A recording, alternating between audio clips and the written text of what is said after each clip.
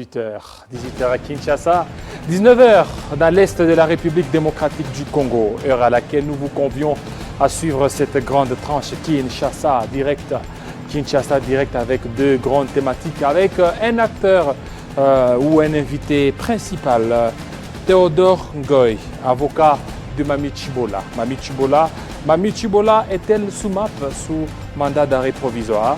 Alors, son avocat viendra nous dire où est-ce qu'il se trouve par rapport à la procédure. Après Covid-19, quel agenda pour la jeunesse du PPRD, Parti du Peuple pour la Reconstruction et le Développement? Némi Camps, porte-parole de la Ligue de jeunes PPRD. Voilà ce qui va constituer notre charpente de notre Kinshasa direct.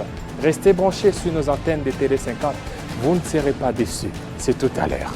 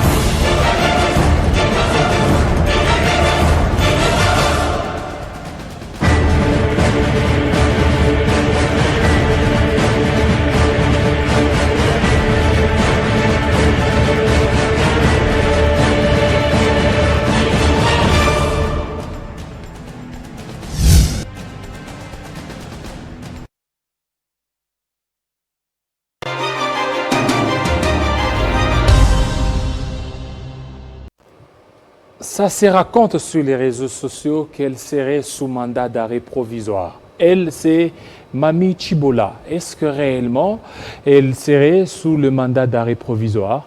Nous allons beaucoup plus en savoir plus avec l'avocat conseil de Mami Tchibola. Celui-là, c'est le professeur Théodore Ngoy. Bienvenue, professeur. Merci. Voilà. Mami Tchibola, vous êtes son avocat conseil. Comment elle se porte? Elle se porte très bien. Oui, et elle est sous MAP. Non, elle n'a jamais été sous MAP. Elle n'a jamais Pourquoi été elle serait sous MAP? C'est une victime. Mais ça m'était qu'elle aurait enregistré certaines données et puis suite à ça, on l'a arrêtée. C'est dommage parce que, vous savez, je pense avec nostalgie au temps où on avait des journalistes comme Kibambi Shintoa, Dimanja Wembi et les autres, les Dikanga Kazadi. À cette époque-là, un journaliste, c'était un homme crédible qui donnait une information. Mais aujourd'hui, on a des individus dont la formation est douteuse, qui racontent n'importe quoi sur les réseaux sociaux. Bon, et puis il y en a qui prennent ça pour de l'argent comptant. Alors, Mami Tchibola n'a jamais été entendue sur PV. Elle n'a jamais été entendue? Non. Si vous voulez, je vais vous dire ce qui s'est passé. C'est ce que vous voulez savoir. Qu'est-ce qui s'est passé réellement? Bon, voilà, d'abord, l'affaire était pendante devant le tribunal de grande instance de Kalamou. Monsieur Pascal Mukona, évêque de l'ACK, qui est prévenu dans cette affaire pour viol, détention illicite des documents et pour menace avec armes, a suspecté ce tribunal. L'affaire a donc été portée devant les juges compétents, c'est-à-dire la cour d'appel de Kinshasa-Gombe. J'ai comparu devant cette cour pour le compte de Mami Tchibola, qui était intervenante volontaire. Pourquoi nous avons voulu comparaître? Pour dire aux juges, dites recevable et fondée, la demande de M. Mukuna, non pas pour les faits qu'il dénonce sans raison devant vous, parce que Mukuna, enfin, ses avocats prétendaient qu'il aurait dû être acquitté par la juridiction qu'il voulait dessaisir, mais que l'un des juges ou les juges président n'avait pas voulu la quitter. Bon, d'abord, on ne connaît pas les secrets de délibération, et donc, Moukouna ne pouvait pas prouver ça. Mais nous avons dit, il faut que notre juge connaisse de l'affaire.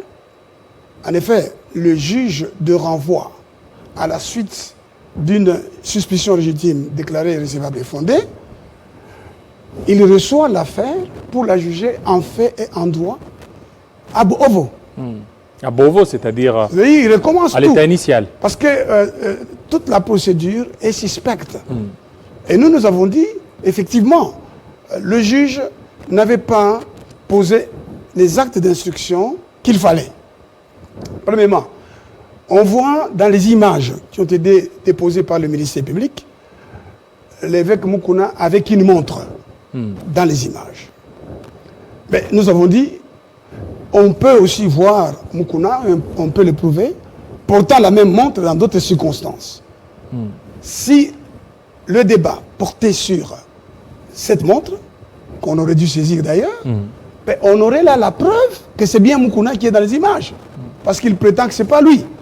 Or, la montre qui est dans les images, c'est la montre bien connue de beaucoup de gens, parce que c'est la montre que porte Moukouna tous les jours. Alors nous avons dit, puisqu'on n'a pas posé cet acte d'instruction qui est important, pour prouver que l'homme qui est dans les images, en train d'avoir des rapports sexuels avec Mamie Chibola, c'est bien, bel et bien M. Moukouna. Alors nous avons dit qu'il faut aussi qu'un acte d'instruction, un autre acte d'instruction qui n'a pas été posé, savoir celui de saisir l'arme. Parce que Mamie Chibola a décrit l'arme. Et M. Moukouna n'a pas nié les faits. Il a dit qu'il possédait l'arme. Alors, pourquoi ne pas saisir cette arme-là? Et qu'on en fasse un débat, notamment pour dire est-ce qu'elle correspond à la description que Mamie Chibola en fait. Nous avons dit aussi que les véhicules dans lesquels se déroulent les faits a un certain nombre de descriptions. Donc si on perquisitionnait ces véhicules par une descente, sur les lieux où se trouvent les véhicules, on aurait des éléments de conviction. Les rapports sexuels ont eu lieu aussi dans le bureau 2 fois, d'après les faits portés devant le ministère public par Moukouna et qui ont saisi, dont est saisi le tribunal compétent. Il y a une description du bureau. Il faut descendre. Bon, les rapports sexuels ont eu lieu une autre fois dans une propriété de Moukouna, à Météo. Et Mamie Chibola en a fait une description détaillée. Mais allons voir si tout ça correspond à la vérité. Alors vous avez là des éléments de conviction. Et nous avons dit aussi que Mamie Chibola dit que M. Moukouna a des taches. Et d'ailleurs, on voit l'individu qui est dans les images avec des taches sur les genoux. Alors, nous avons dit que si il peut effacer ces taches-là, et je me souviens quand je le disais au juge le 17 août, M. Moukouna m'a interrompu pour me menacer. Il a dit, Théodore, ne joue pas avec moi. Et les juges n'ont rien dit. Alors nous avons dit, s'il peut procéder à l'effacement de ces tâches, il ne peut pas effacer des tâches indélébiles dont la victime parle. Il avait été ordonné par les juges compétents une exploration corporelle à laquelle aurait dû procéder le général Tchomba. Quand je dis général, il s'agit en fait d'un professeur, par ailleurs, de médecine légale, et qui est médecin légiste. D'ailleurs, je crois que c'est le seul médecin légiste que l'on a à ce jour qui ait fait des études complètes de médecine légale. Il s'est transporté à la prison centrale de Makala avec l'avocat général enfin, le magistrat instructeur, si vous voulez. Mais Moukouna a refusé violemment. Et il y a un rapport circonstanciel à ce sujet qui est dans le dossier. Il a refusé l'exploration corporelle. Nous avons dit non, il faut qu'en exécution de cette ordonnance, cette exploration ait lieu. Et que, en fait, on puisse avoir, si vous voulez, aussi une expertise qu'on va requérir de la part de ceux qui peuvent nous dire, contrairement à la défense de Moukouna, que ces images sont bel et bien réelles, elles ne sont pas un montage. Donc voilà. Donc jusque-là, toutes ces démarches n'ont pas été faites. Ça, c'est ce que nous avions dit au juge qui examinait les mérites de la requête en suspicion légitime de M. Moukouna. Et la Cour a déclaré, comme nous l'avions demandé, recevable et fondée la requête de M. Moukouna, et l'affaire a été renvoyée au tribunal de grande instance de Kinshasa-Gombe. Et ce tribunal a fixé l'audience, a appelé la cause à son audience du 17 août, audience foraine au CPRK. Nous sommes allés là-bas, il y avait 3 juges, tous des femmes. Des femmes. Tous. Toutes les 3 juges sont des femmes. Alors, quand nous arrivons là-bas, moi je suis intervenu en l'état, j'ai appris qu'il y aurait eu une ouverture du débat. On n'a pas à ouvrir le débat. On n'est pas dans un même tribunal où on change de composition. C'est les juges de renvoi. Donc, à la limite, on peut lire les procès-verbaux antérieurs, mais on ne devrait même pas parce que on n'est pas là en train de régulariser la composition qui aurait changé au sein d'une même juridiction. Non, c'est un autre juge à qui une décision du juge compétent renvoie l'affaire. Et donc, on devait recommencer l'instruction, entendre le prévenu, lui dire les faits qui sont mis à sa charge et débattre des différents moyens de défense. Mais on a procédé, curieusement, comme si c'était un changement de composition, à la lecture des procès-verbaux. Et quand la lecture des procès-verbaux prend fin, on veut que nous puissions confirmer nos moyens, enfin nos plaidoiries précédentes. Et non, c'est pas normal. Alors j'ai donc mis en exergue tous ces moyens, ou si vous voulez, tous ces actes d'instruction qu'il fallait absolument ordonner. Bon, pendant cette audience-là, nous avons observé, et je l'ai dit au juge, je l'ai fait acter, nous avons observé que nous étions tout le temps interrompus, et par les avocats de Moukouna, et par le tribunal. Nous avons fait acter tout ça. Nous avons même demandé au juge, nous demandons finalement, mais nous sommes venus ici pour que vous confirmiez quelque chose. Vous avez déjà une décision. Nous ne comprenons pas. Et vous n'avez pas récusé. On nous a dit, bon, nous sommes à l'audience à Makala. Celui qui veut récuser doit le faire avant la clôture des débats au greffe. Nous sommes à Makala. Il n'y a pas eu une récusation. Non, laissez-moi vous donner vraiment les faits. Exact. Nous sommes donc à Makala et je suis en train de parler. Et là, interrompu, je vous ai dit tout à l'heure que lorsque j'ai dit qu'il faut l'exploration corporelle, M. Moukouna m'a interrompu devant le tribunal, il a dit Théodore Ngoï. Il a refusé. Il a dit Théodore Ngoï, ne joue pas avec moi. Bon.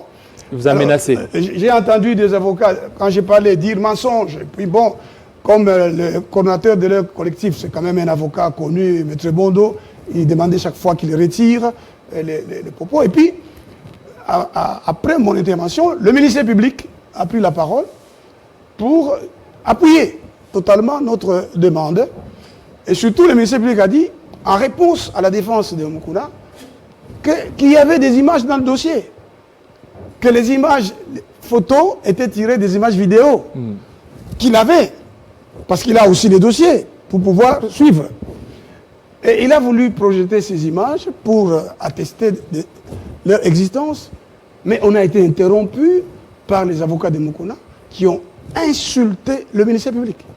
Insulté. J'ai dit bien insulté en présence du tribunal. Voici ce qu'ils ont dit. Voilà, vous ministère public, allez regarder cette pornographie chez vous, avec votre femme et vos enfants, allez vous masturber. Et maintenant, dans ce cas, lorsque on porte atteinte au ministère public, c'est quoi? Mais c'est un délit d'audience que le tribunal n'a pas voulu constater. Et pourquoi le tribunal n'a pas voulu constater? Il posait la question au tribunal. Mais vous savez ce que le tribunal a fait? Oui. Il a suspendu l'audience. L'audience. Et l'avocat général qui ne voulait pas parler, parce qu'on l'accusait de tous les mots, s'est laissé insulter. Les avocats. Je dis bien, les avocats se sont même déplacés vers le ministère public et lui montraient du doigt comme ça. Et le tribunal est allé. Il ne voulait pas montrer ces images. Toute la composition. Pardon? Ce sont ces images-là qui choquent, qui n'ont pas voulu que ça soit montré. Justement, sur cette question-là, nous avons posé cette question. Parce que quand je suis arrivé, le tribunal avait déjà pris une décision qui est contraire au droit. La procédure en matière de violence sexuelle est une procédure spéciale. et déroge à la loi générale. Et d'ailleurs, par dérogation à la loi générale, en matière de preuves notamment, les passés de la victime ne peut pas être déterminant quant à la crédibilité des preuves qu'elle avance ou pas, etc. Mais spécifiquement, il est demandé au tribunal saisi d'assurer la sécurité, c'est dit mot à mot, la sécurité de la victime. Et le huis clos ne peut être prononcé qu'à la demande du ministère public ou de la victime. Point.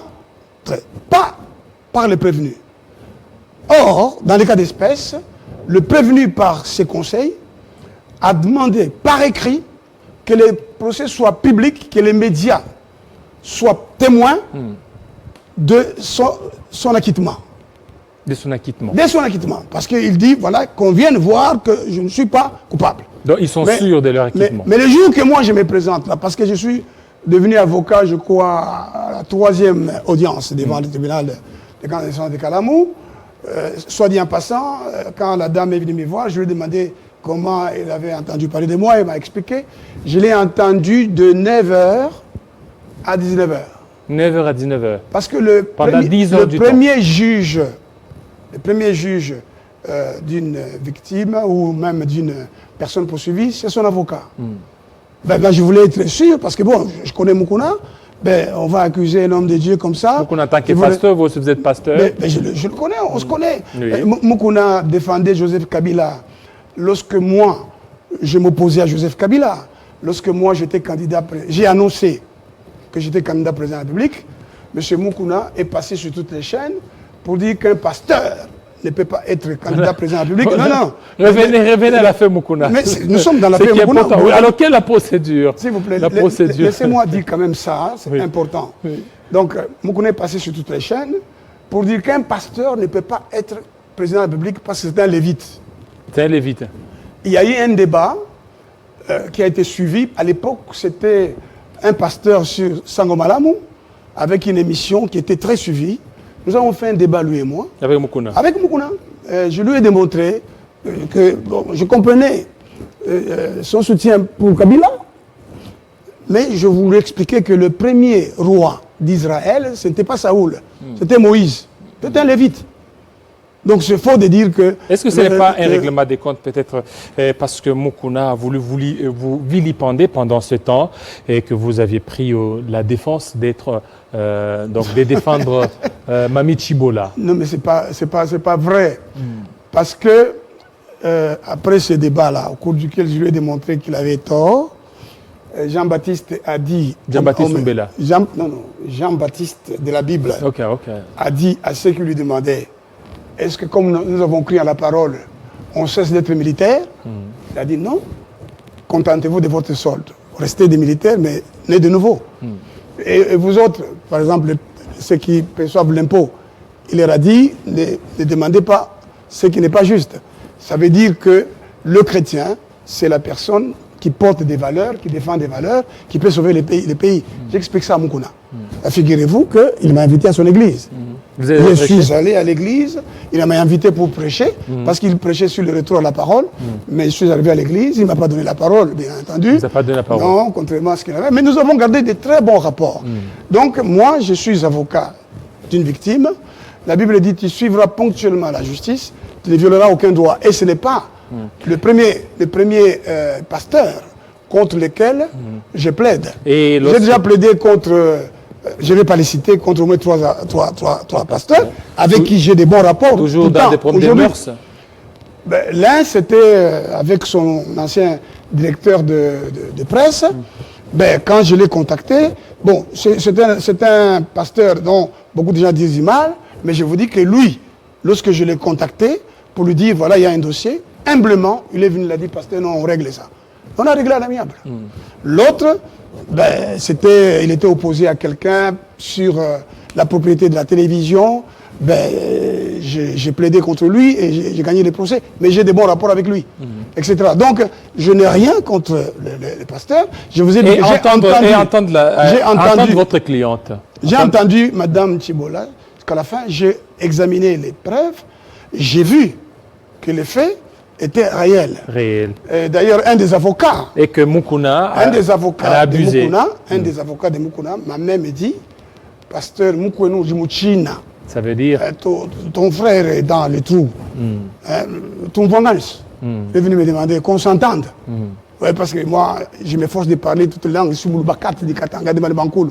Mais je m'efforce de parler. Même Chiluba. Même Kikongo, Chiluba. Voilà, je m'efforce, j'apprends. Oui. Surtout, j'aime les Chiluba parce qu'il y a de la profondeur. Alors, il n'est pas loin du Kilubakat. Parce qu'il est né du Kilubakat. Parce que le Balouba, c'est nous. Hein, le Balouba de Katanga. Chez nous, ceux du Kasaï, on les appelait Kassaïens. Et c'est à Kinshasa que j'ai appris qu'on les appelait Balouba. Alors donc, en Chiluba, vous savez, quand j'ai vu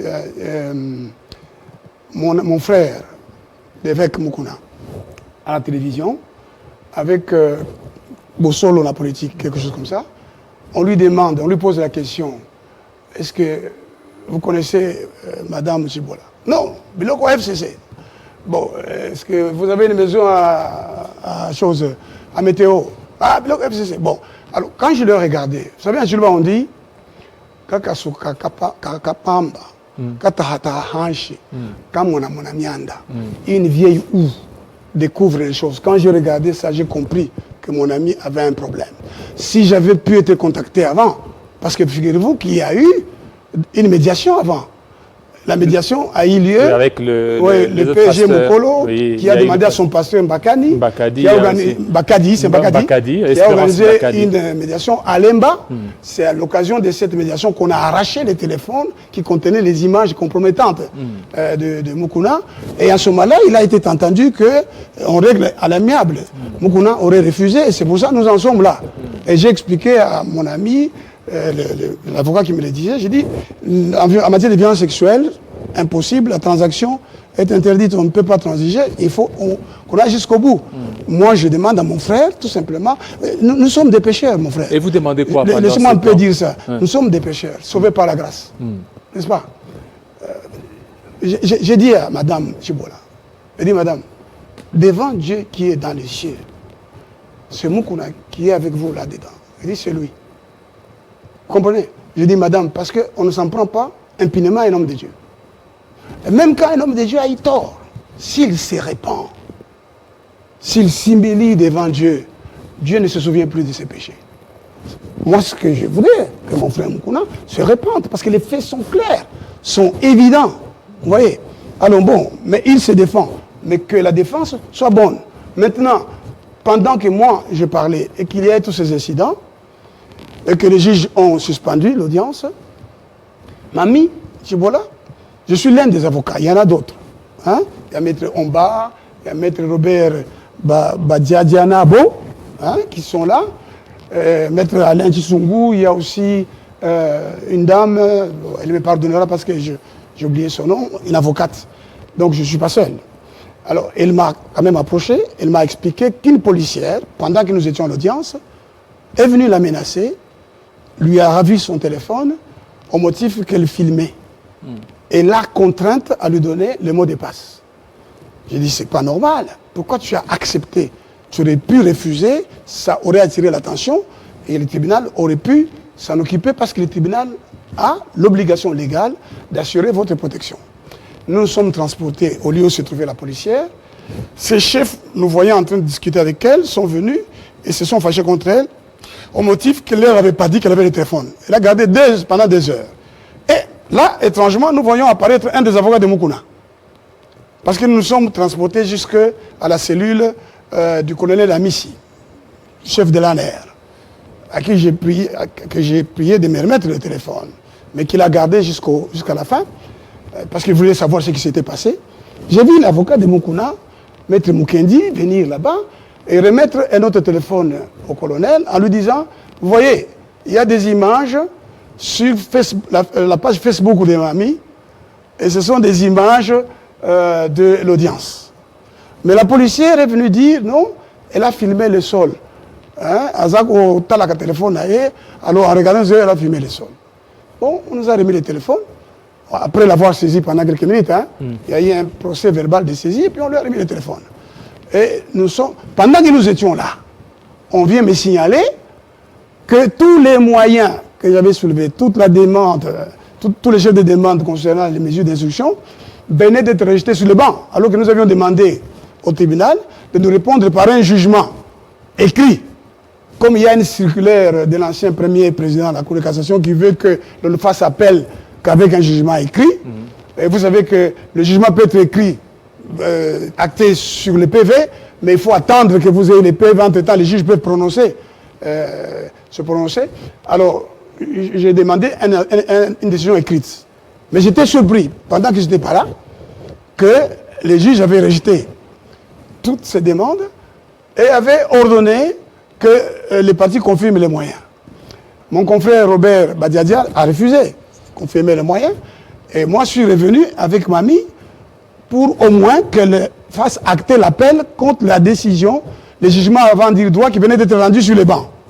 Eh bien, figurez-vous qu'on a refusé à Mamie la parole. On m'a refusé à moi la parole. J'ai commencé à insister. Une des juges que je connais, parce qu'elle fait mon étudiante, elle me dit comme ça, là. Elle dit, maître, pourquoi vous vous comportez comme un enfant, comme ça?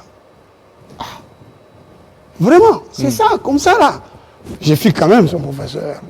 Et proche de son papa et de son beau-père. Et donc, elle pouvait me respecter pour ça. Mais surtout, me respecter comme avocat. Nous devons respecter les tribunaux, respecter les juges, en revanche, et aussi doivent respecter. Il y a déjà un jugement préétabli. Alors, donc, après nous avoir refusé la parole, le tribunal a pris un délibéré pour rendre un jugement sur le fond. Vous vous rendez compte? Sur le fond. Ah, donc, je suis parti avec ma cliente à mon cabinet. J'ai travaillé avec Maître Omba jusqu'à 2 h du matin. Nous avons rédigé une lettre missive parce que l'appel, en vertu de disposition de l'article 100 du Code de procédure pénale, peut être interjeté par lettre missive. Et nous avons introduit une lettre missive explicite. Mais le lendemain, nous avons appris avec bonheur que le ministère public avait aussi interjeté appel. Alors, je suis allé dans le dossier ouvert à la Cour d'appel, parce qu'il y a déjà un dossier. Le greffier principal doit demander le dossier au greffe du tribunal de grande instance, parce que les juges ne peuvent plus rien faire, l'appel étant suspensif. Mais comme nos juges peuvent nous surprendre, c'est déjà arrivé, j'ai écrit au président du tribunal Bakenga, qui est un grand magistrat, que moi j'ai connu quand il était au tribunal de paix, et que j'avais toujours vanté pour avoir pris une décision courageuse dans une affaire. Alors je lui ai écrit, j'écris donc au président du tribunal de grande instance qui se trouve être Bakenga, pour dire, je vous fais tenir sous ces plis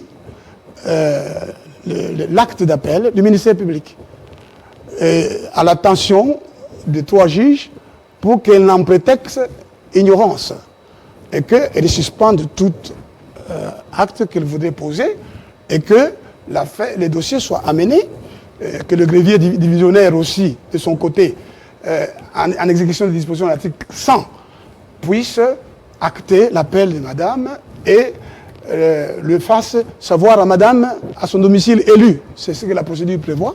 Et donc nous attendons que l'affaire soit fixée en appel sur ce jugement devant le juge compétent, c'est-à-dire la cour d'appel de Kinshasa, Matete. Donc, contrairement... excusez-moi, de Kinshasa à Gombe, la cour d'appel de Kinshasa à Gombe. Voilà. Voilà, contrairement à ce qui s'est raconté sur les réseaux sociaux, qu'il y a eu récusation. Alors, donc vous n'avez pas récusé. Vous faites très... Non, ben, on n'a pas... Parce que la récusation se fait avant la clôture des débats. Effectivement. Mais là-bas, il y avait clôture des débats. Alors nous avons utilisé d'autres moyens de droit. Nous ne sommes pas dans les dilatoires. Nous avons fait simplement l'appel. À la loupe, est suspensif. À la loupe, le chose, c'est... On est en train de dépolitiser cette affaire, ce dossier. Est-ce que vous savez ce qui s'est passé à Makala? Lorsque nous nous rendons au petit bureau de l'ANER, mais nous voyons un afflux de gens, des prisonniers. Parce que vous savez qu'il y a des prisonniers qui sont libres dans la prison parce qu'ils travaillent. Ils s'occupent de beaucoup d'autres choses. L'un d'eux a dit à ma cliente, moi je suis déjà condamné à mort. Tu verras ce que je vais te faire. Un groupe de prisonniers. Et j'ai vu des militaires. J'ai regardé PEM. Je suis sorti pour leur dire, ils m'ont donné salut, j'ai dit, mais vous nous agressez. Je vois tout le monde qui vient ici contre nous, dans la prison. Et ça ne va pas, ça. Et j'étais dehors, en toge, hein. Un jeune homme que je connais est venu pour me toucher. Hein, j'apprendais que c'était un agent de l'ANER. Et quelqu'un qui était là lui a dit, n'ose pas, c'est ton professeur. Et j'ai appris que c'était aussi un de mes étudiants. Bon, donc, je suis rentré au tribunal. J'ai dit au tribunal, Madame la Présidente, vous avez l'obligation d'assurer la sécurité de Madame. C'est ce que dit le Code de procédure pénale, article 74 bis. Le tribunal n'a même pas écouté ça. Donc le tribunal n'a pas fait son travail. Il devient dangereux pour nous d'aller à l'audience à Makala. En tout cas, nous allons demander que des audiences n'aient plus lieu à Makala parce que nous étions en danger. Et le commissaire provincial ne m'a pas envoyé l'escorte que j'ai sollicité de bon droit parce que je me disais, on peut m'agresser. Mais il a ordonné quand même que des policiers nous accompagnent. Voilà. Vous voyez un peu. Merci. Donc il y a une tendance à vouloir acquitter M. Moukouna, parce que nous avons noté, et je voudrais vous dire que la Cour de cassation a déjà jugé dans plusieurs dossiers que le fait que des personnes d'une même tribu fassent partie d'une composition, ça peut être une cause de suspicion légitime. J'ai noté que la présidente du Bas-Congo, les deux juges sont du Kasaï comme Moukouna. C'est pas juste ça. Voilà, donc nous nous inquiétons pour ça. Merci beaucoup, professeur Théodongo, de votre passage. Surtout la promptitude avec laquelle vous avez répondu à notre invitation pour parler de cette affaire qui a fait couler encre et salive. Je vous remercie de m'avoir invité. Merci. Je voudrais moi aussi vous inviter demain à mon cabinet situé au même endroit que ma résidence, parce que je vais donner une communication d'une importance nationale et internationale sur ce qui se passe dans notre pays. Okay. Alors je vous invite, vous, et j'invite toute la presse nationale et internationale sur l'avenue des Orangers, au numéro 10, dans la commune de la Gombe, à côté du cimetière de la Gombe, à 11h précises. Je vais donner une communication d'avocat. Merci. Merci beaucoup. Tout à l'heure, notre deuxième invité, cette fois-ci pour parler de la politique. Les rendez-vous des décideurs. GMK Today. La majorité FCC, on va acheter des gens à qui et à quel prix? Vous connaissez Godefroid Mayobo, qui va l'acheter pour lui donner combien? Martin Kaboulou, je n'aime pas faire des débats d'individus parce qu'ils n'avancent pas, mais je veux vous donner l'exemple de Martin Kaboulou. Martin Kaboulou, vous pensez que Martin Kaboulou peut trahir Joseph Kabila, qu'il a gardé 10 ans au pouvoir? Pour aller où? Qu'est-ce qu'on va lui donner de l'autre côté? GMK Today. Les raïs, les pères de la croissance économique dans ces pays. GMK Today. Les miniers proposent toujours la corruption, nous le voyons aujourd'hui. Quand ils arrivent, ils disent, nous vous proposons 50 millions de dollars, donnez-nous ceci. Et c'est le problème justement de code minier que Lumumba voulait changer dans ses objectifs opérationnels. Le code minier, il faut que ça se fasse dans l'intérêt du Congo. Or, la conférence de Berlin a été tenue en 1885 février. C'était pour que le sous-sol congolais puisse, n'est-ce pas, appartenir aux Occidentaux. GMK Today.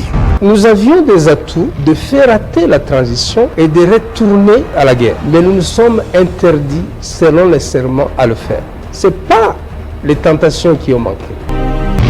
GMK Today. Je ne vois pas très bien avec cet esprit, j'entends ici et là, du DRC bashing, que l'étranger dise ça va, que les Congolais qui aiment l'autoflagellation se disent non, ça ne va pas. GMK Today. Les rendez-vous des décideurs.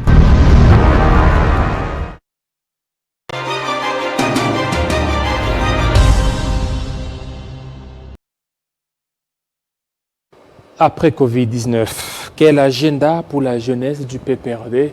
Cet ancien parti présidentiel, il faut qu'on se le dise, est en train d'affûter ses armes pour les prochaines échéances électorales. Vous savez que le rôle d'un parti politique, c'est la conquête du pouvoir. C'est ce que le PPRD est en train de faire. Alors, sa ligue des jeunes aussi est en œuvre. Néhémie Kamps, porte-parole de cette Ligue des jeunes, bienvenue. Merci, M. David. Voilà, le PPRD est en train de peaufiner pour des plus amples enjeux. Oui, comme vous venez de le dire, le parti politique vit en constant, en permanence plutôt de la conquête du pouvoir. Et nous sommes un grand parti politique, le mieux implanté du pays, le plus grand parti politique du pays en termes d'élus, parce qu'on évalue la force d'un parti politique à travers ses élus. On a eu arraché la majorité parlementaire, on a une centaine de députés aujourd'hui. Il était important pour nous de voler avec des prévisions d'avenir. Nous nous sommes dit qu'on doit mettre en place des méthodes prévisionnelles. On ne doit pas être surpris par les événements. Les élections, ça sera dans 2 ans et demi. Et il était temps pour nous, la Ligue des jeunes du PPRD, une force vive au sein de la nation congolaise, d'entrer en activité. Et le président national de la Ligue des jeunes, Serge Kadima, vient d'instruire tous les responsables de la Ligue à la base, au niveau communal plutôt, fédéral et provincial, sur toute l'étendue de la République. Nous sommes partout où vivent les Congolais. Nous avons l'ambition et nous existons depuis très longtemps. Ils sont tous instruits pour accueillir les différents camarades, membres du comité national de la Ligue des jeunes qui vont faire la ronde pour redynamiser et redonner de la vitalité à toutes nos structures de la Ligue des jeunes à la base. Et tout ça, nous le faisons en perspective des élections de 2023. Un parti politique prépare sa victoire électorale. Un parti politique ne se laisse pas surprendre par les événements électoraux. Nous nous sommes dit, les élections, c'est dans quelques mois d'ailleurs. Donc dans moins de 2 ans ou 2 ans comme ça, nous aurons les élections. L'année 2020 est déjà finie. Et nous avons l'ambition de récupérer les pouvoirs pleinement. Nous avons aujourd'hui les pouvoirs, oui, à travers nos élus, la majorité parlementaire qui nous a donné la primature et plus des ministres dans le gouvernement, et les contrôles de la quasi-totalité des assemblées provinciales que nous avons. Mais nous sommes dit que nous devons encore faire mieux en 2023, en arrachant une majorité parlementaire absolue, d'abord, et également récupérer la présidence de la République. Nous avons cette ambition-là de récupérer le pouvoir de bout en bout, de la base au sommet. Il y a des candidats pour ça. Au niveau du PPRD... Il y aura un candidat. Le PPRD, c'est un parti qui vit... Parce que pour le moment, il faut voir un candidat qui pourra certainement faire face éventuellement Félix-Antoine Tshisekedi et aussi d'autres candidats de la Mouka. On ne sait pas qui la Mouka, est-ce qu'ils iront en ordre dispersé ou la Mouka, parce qu'au niveau de la Mouka, Moïse Katumbi est là, il y a Martin Fayoulou, tout ça, est-ce que le PPRD tente aussi de réfléchir là-dessus ou bien il y aura des coalitions comme ce qui s'est passé? Nous ne sommes pas encore arrivés à la désignation du candidat du PPRD, du FCC d'abord, il faut parler de ça aussi, parce que nous sommes dans une plateforme, le FCC, avec beaucoup de nos camarades qui se sont associés à notre idéologie. C'est vrai, nous devons avoir un candidat en 2023, mais au moment opportun, comme on avait désigné en 2018 l'honorable Ramazani Chadari, le parti va encore désigner notre candidat à la veille des élections, ou pourquoi pas à quelques mois des élections. Au PPRD, le texte prévoit les modes de désignation du candidat. Le candidat est désigné par le parti, par l'initiateur du parti, le président du parti, le président Joseph Kabila Kabange, et ce candidat doit impérativement être présenté au Congrès. Donc il y aura un Congrès pour montrer à la face du monde le candidat du PPRD au moment opportun. Ce n'est pas encore le moment. Pour nous, le moment est à la redynamisation du parti, à la revitalisation de toutes nos structures à la base. C'est la tournée que nous allons faire avec le président national de la Ligue des jeunes, Serge Kadima. Nous serons dans tout le fin fond de ces pays. Nous irons partout au Congo pour redynamiser la Ligue des jeunes et redonner de la vitalité à toutes nos structures, parce que nous avons des structures à tous les niveaux et partout en RDC. Voilà. Vous comptez redynamiser toutes les structures de la jeunesse, mais cette jeunesse fait face beaucoup plus à des manipulations des politiques. Aujourd'hui, pour arriver au pouvoir, on manipule ces jeunes. Alors, une fois arrivé au pouvoir, on oublie ces jeunes. Est-ce que vous ne voyez pas qu'avec ça, les jeunes risquent de bouder toutes vos démarches? Monsieur David, je vous rassure, là, je parlerai un peu en prophète. Je ne suis pas prophète, comme vous, moi, je porte le nom d'un prophète. Voilà. En 2023, il y aurait élection. Il y aurait élection en 2023. Nous, s'il n'y aura pas élection, nous serons dans la rue. Nous allons réclamer les élections en 2023. Nous allons réclamer les élections en 2023. Mais il y aura des évidences. Il y aura les élections en 2023. Mais quand on parle d'ONIP... en 2023, quand on parlait de l'ONIP... Voilà, il y a ONIP. Déjà, on envisagerait les recensements en 2021. Les recensements risquent de faire pratiquement 3 ans. Nous allons faire la même chose qu'on a subi en 2016. Lorsque le président Kabila, lorsque l'honorable Jeannette Kabila parlé de la nécessité d'organiser les recensements avant les élections. Vous savez ce que nos amis de l'IMT ont fait? Ils ont fait quoi? Ils ont fait des meetings, des marches pour contester ces recensements qui étaient importants, qui étaient d'une importance cruciale à l'époque. Je ne pense pas que les recensements étaient importants aujourd'hui. C'est vrai, c'est pas important, mais c'est vrai, c'est une affaire très importante. On doit connaître le nombre et identifier tous les Congolais. On ne peut pas se dire Congolais sans carte d'identité. On doit avoir une carte d'identité légale, pas une pièce qui fait office de la carte d'identité comme on a la carte d'électeur aujourd'hui. Mais nous sommes dit, ce n'est pas une nécessité aujourd'hui. Mais il faut passer au recensement. Il faut penser aux élections. Aux élections. Il faut penser, le recensement, le tout dernier recensement date de 1984.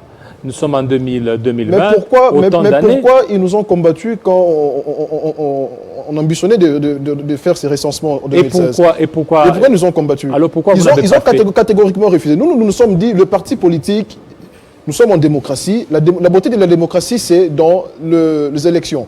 Lorsqu'il y a les élections, ça donne de la beauté à une démocratie. Nous nous sommes dit qu'en 2023, il y aurait élection. Je n'ai même pas dit ce que je voulais dire, la prophétie. En 2023, il y aurait élection. Et le PPRD va remplir l'Assemblée nationale avec des jeunes. Avec des jeunes. Soyez-en sûrs. Nous sommes sûrs que nos candidats jeunes, les prochains candidats du PPRD aux élections législatives provinciales et nationales seront élus en 2023 parce que le pays aujourd'hui, le peuple désire un renouvellement de la classe politique. Et voilà. 2023 va jouer la carte. Voilà, vous comptez pour 2023, vous parlez des élections, mais vous ne voyez pas qu'avec la Covid-19, une crise de 5 mois, ça a beaucoup perturbé même les financements, non, ça a perturbé beaucoup de choses. Pas pour 5 ça risque d'entraver les bons déroulements des élections de 2023. Mais ça ne risque pas d'empêcher la tenue des élections. Les élections auront lieu parce que la Covid, oui, elle a perturbé beaucoup de choses, mais le pays a continué à fonctionner. Il y a Covid. Le pays a fonctionné, les importations se sont faites. Il y a cette histoire de saut des moutons qui a créé... Cette histoire de saut des moutons-là n'a rien à voir avec nous parce que ce sont des projets qui ont été conçus par les gens qui sont au pouvoir aujourd'hui. Ça n'a rien à voir avec les élections. Mais nous voulons...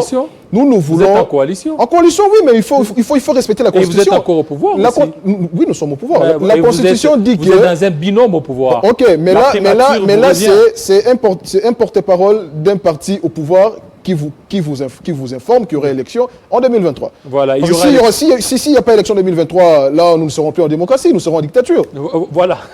Je vous dis clairement. Voilà, vous êtes du PPRD, vous prenez à ce qui est organisation des élections. Ce n'est pas le cas de votre partenaire du cash, principalement l'UDPS. Pour l'UDPS, l'heure n'est pas d'abord aux élections, l'heure est d'abord au recensement, l'heure est à améliorer les sociales du peuple congolais, parce que jusque-là, les sociales n'est pas encore amélioré. Nous, vous ne voyez pas que les sociales, jusque-là, les sociales n'est pas... Le président Tshisekedi, qui est aujourd'hui notre président de la République, que nous respectons, nous sommes républicains, lorsqu'il a accédé au pouvoir, lorsque le président Kabila a laissé ces pays, pacifiquement, démocratiquement, ses adeptes, ses militants, les militants de son camp, de son parti, promettaient à la nation congolaise le paradis dans 2 mois. Et lui-même, une fois, il a tweeté, il a dit que la vision qu'il avait avant d'accéder à la présidence et la réalité de la gestion de la chose publique qu'il vit en pleine fonction, c'est le jour et la nuit, c'est pas la même chose. Alors vous, qu'est-ce que vous faites? On peut faire des discours lorsqu'on est hors du pouvoir. Mais lorsqu'on accède au pouvoir, on entre en contact avec la réalité de la gestion du pays. On entre en contact avec le péripétie de la vie politique. C'est pas facile de gérer un pays. Voilà, et le discours fallacieux qu'ils ont eu à faire avant d'accéder au pouvoir, aujourd'hui les rattrape.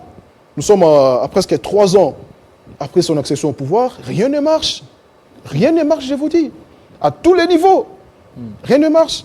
Ça prouve à suffisance combien... Et maintenant, vous, qu'est-ce que vous faites? Qu'est-ce que le PPRD fait pour la réussite de ce mandat de Félix-Antoine Tshisekedi? Bon, d'abord... Qu'est-ce que le PPRD fait concrètement? Parce que vous êtes dans une coalition qui dit coalition. Non, la réussite de l'un la coalition ne veut pas dire qu'on doit s'associer en tout et pour tout. On a respecté les textes, c'est ce que dit les textes. Nous avons envoyé nos mandataires dans le gouvernement. Ils sont là, ils travaillent comme il faut. Mais c'est le président de la République qui conduit la politique de la nation. Oui, mais non, vous du PPRD, vous faites quoi pour aider Félix Tshisekedi à réussir son mandat? Le président de la République assume de responsabilité d'État, il porte la destinée de toute une nation. C'est lui qui doit endosser la responsabilité de tout ce qui s'est fait au Congo aujourd'hui. Même si un ministre a volé l'argent ou détourné le denier public, c'est le président de la République qui doit endosser la responsabilité parce qu'il a des ambitions sûrement de se représenter aux élections 2023. Il aura un mandat à défendre, il aura un bilan plutôt à défendre en 2023.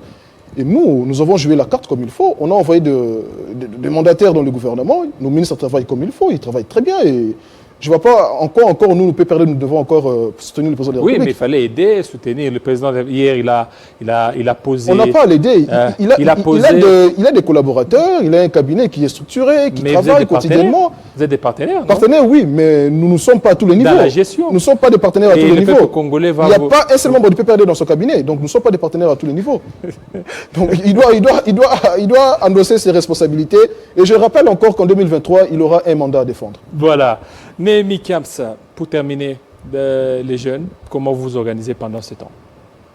Bon, l'actualité vraiment de la Ligue des jeunes aujourd'hui, c'est la tournée du président Serge Kadima, qui va naturellement être accompagné, qui sera plutôt naturellement être accompagné de certains camarades membres du comité national. Nous serons à ses côtés pour l'accompagner à revitaliser nos structures à la base et à redynamiser la Ligue des jeunes en perspective des élections de 2023 parce que nous avons l'ambition de remplir l'Assemblée nationale avec des jeunes en 2023. Voilà, merci. Merci. Alors, de nous excuser pour ces petits désagréments. C'est la fin de Kinshasa Direct. Ça n'est fini, fidèles téléspectateurs. Restez branchés tout à l'heure. C'est Arlette Boutella pour la grande édition des 19h qui sera multi-rediffusée jusque demain à 7h du matin. Il sera à 20h dans l'Est de la République démocratique du Congo, 19h ici. Restez branchés sur nos antennes de Télé 50. À très bientôt.